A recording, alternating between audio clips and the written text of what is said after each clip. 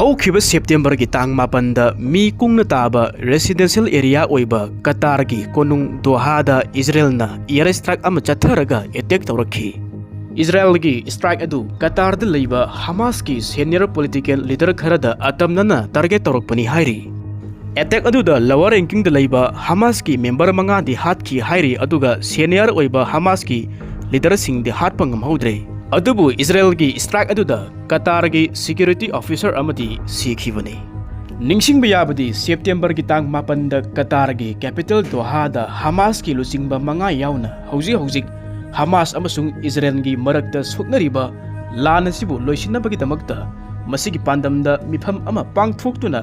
वारी सारिङैदा मसिगी चैरक्ता इजराइलना नोंथक्तगी लांदा अमा चाथरक्तुना मियोइसिंग अदु हाटखिबनी।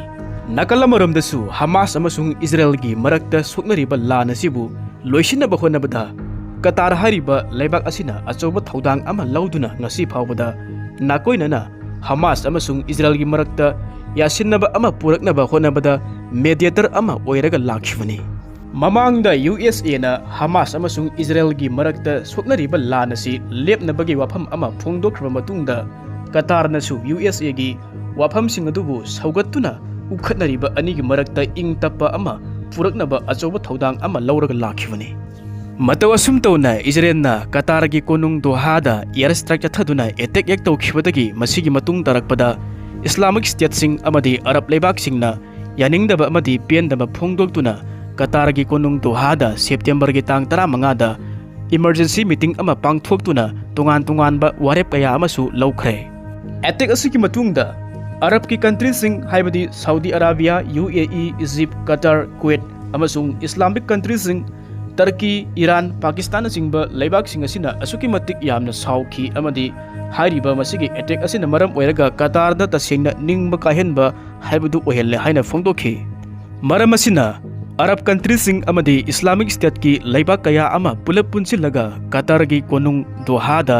अटैक असिगी मतंगदा वारी कुपना खनखी अमदी तोंगान-तोंगानबा वारेप कया अमा लौदुना मसिगी मतुंग तारकपदा करी थबकसिंग पाइखतपा याबगे हाइबदगी मतंगदा कुपना खनखी। अरब की लैबाक सिंग अमसुंग इस्लामिक स्टेट की लैबाक सिंगना इजराइल की असिगुम्बा थवोंग असिबु स्ट्रांगली ओइना कंडेम तौखी अमसुंग मसी तसेंगना सुमदबा अरानबा थवोंग अमनी हाइना यानिंगदबा असावबा फोंदोखी। लैबाक अमना लैबाक अतोपा अमदा परमिशन अमते याउदना चंगसिलगा लैबाक अदुगी सोवरेंटी अदुबु बायोलेट तौरगा इजराइलना चतखिबा थवोंग अदुगी मतंगदा सबसाना लेपकनी हाइना अरब लैबाक सिंग अमसुंग इस्लामिक स्टेट की लैबाक सिंगना हारिबा इमरजेंसी की मीटिंग अदुदा कुपना खनादुना वारेप लौखिबनी। कतार अमदी इजराइल हारिबा लैबाक अनि असि मुक्नबसु नते लैबाक अनि असि लान तौनबसु नते अमरोमदा कतार हारिबा लैबाक असिदि मिडल ईस्ट की लमदम असिदा यामना शांति लैबा इंगना चिकना लैजबा लान पामदबा अपिकपा लैबाक अमनी अदुबु कतार लैबाक की सोवरेंटी असिबु थुगाइदुना बायोलेट तौरगा इजराइलना चथरखिबा अटैक असिना मरम ओइरगा मिडल ईस्ट की लमदम असिदा चरांगनबा अमदी नौना लांजाव अमा थोगनबगिदमक्ता मसाक ओइहल्ले हाइना मखोइना इजराइल की मथक्ता वार्निंग तौखिबनी। अदुना करिगुम्बा मसिगी मतुंग तारकपदा इजराइल की पांगदबा अमदी इलिगेन ओइबा थवोंग असिना मखा अमुक तौरकपा तारगदी अरब लैबाक सिंग अमसुंग इस्लामिक स्टेट की लैबाक सिंगना अमत ओइना पुनसिंदुना कतार की मैकैदा लेपतुना इजराइल की मायोक्ता सबसाना लमन खुंगनी परा तंबिगनी हाइना वार्निंग पीखी। अदुना कतारदा पांगथोखिबा इमरजेंसी मीटिंग असिदा फोंदोखिबा वाफम असी यामना क्रिटिकल ओइबा अमदी तुंगदा लाकदबा फिबमदा तंबंगमदबा वाफम अमनी। कतार हारिबा लैबाक असी पिक्चरबसु यामना इना खुनबा इन्फ्लुएंसन ओइबा कंट्री अमनी मिडल ईस्ट की लमदम असिदा यामना मरु ओइबा कंट्री अमनी करिगुम्बा इजराइलना कतार की मथक्ता हंजिन कायहुबा तारगदी इस्लामिक स्टेट की कंट्री सिंग अमदी अरब की लैबाक मयाम असी पुलप पुनसिलगा कतार की मिसंगना संगदुना इजराइल की मायोक्ता अमुक्ता उखिद्रिबा मवोंगदा पाउखुम पिरकपा याय मसिना मरम ओइरगा मिडल ईस्ट की लमदम असिदा अचौबा लांजाव अमा थोरकपा याबगी अकीबसु लैरिबनी। अदुना करिगुम्बा मसिदा फुल स्केल वार अमा थोकपा तारगदी अमेरिकासु याउसिलकनी मसिदा ईरानसु कतार की माइकैदा लेबकनी मसिना मरम ओइरगा अमुक्ता थोखिद्रिबा यामना साथीबा लांजाव अमा लाकपगी ओइथोकपसु लैरि। मतौ असुम तौना इजराइलना कतारदा बोम की अटैक असी हेक चथखिबगा इस्लामिक स्टेट अमदी अरब लैबाक सिंग खक नतना मालेमगी अतोप्पा लेबाकसिंग यूरोपियन यूनियन UN US यावना यूरोप की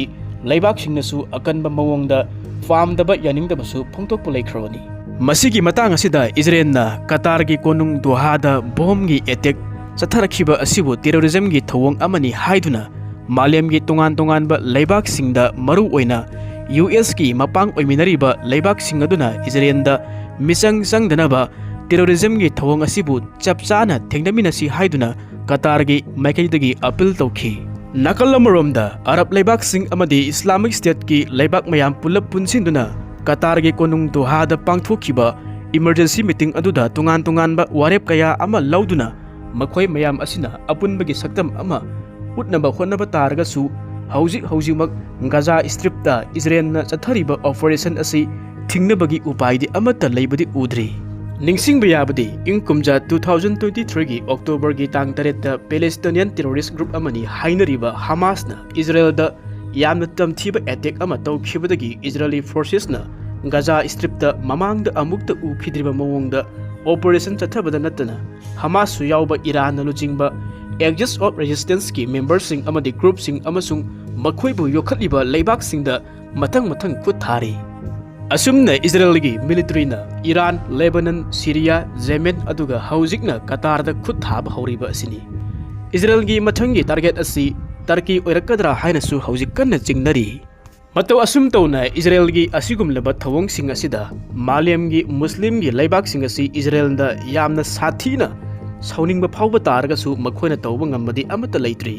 हौजिकसु अदु मंगाय कतारना होस्ट ओइदुना पांगथोकिबा इमरजेंसी की मीटिंग असिदा करी करंबा सोल्यूशन अमा पुरकदौरिबना हाइबसिसु तम्मा ngamdri मयेक सेंगद्री नकल अमरोमदसु अरब लीग की सेक्रेटरी जनरल अहमद अबुल गैदना क्राइम अमा तौरकपा मतमदा तुमिन्ना लेसिनबा असिना मरम ओइरगा क्राइम असि हेन्ना तौनबगी लंबी सेमी हाइदुना इजरायलदा यानिंगनबा फोंदोकपा ओइना वार्निंग तौखी महाकी वाफम असि कतारदा पांगथोखिबा इमरजेंसी की मीटिंग अदुदा फोंदोखिबनी महाकना असुमनसु मखा ताखी मदुदी इजरायलना कतार के मथक्ता अटैक तौरखिबा असि मखोइना तुमिन्ना खक लेरोय मसिगी सबसाबा पाफुम पीगनी मसिदा इजरायलना कतार के मथक्ता अटैक तौरे हाइदुना कतार असि मतोमता हुंदोकलम यारोय कतार असि मतोमता लेबा नते मालेमगी लेरिबा लेबाकसिंग मरु ओइना अरब अमसुंग मुस्लिमगी लेबाकसिंग असिना अमतु ओइना लेपली हाइनसु असेतपा फिरेप अमगा लोइनना कतारगी मिसंगदा लेपखि मसी तसेंगना हाइरबदा इजरायलगी थवोंगसिंग असि गाजादा जिनोसाइड चथबदा सही अनि मालेमना तुमिन्ना लेसिनखिबगी महिनी मालेमगी लेबाकसिंगना तुमिन्ना लेसिनबा अदुना मरम ओइरगा लम खोपचिनबा ऑक्युपायरसिंगना अकीबा अमत्ता फावदना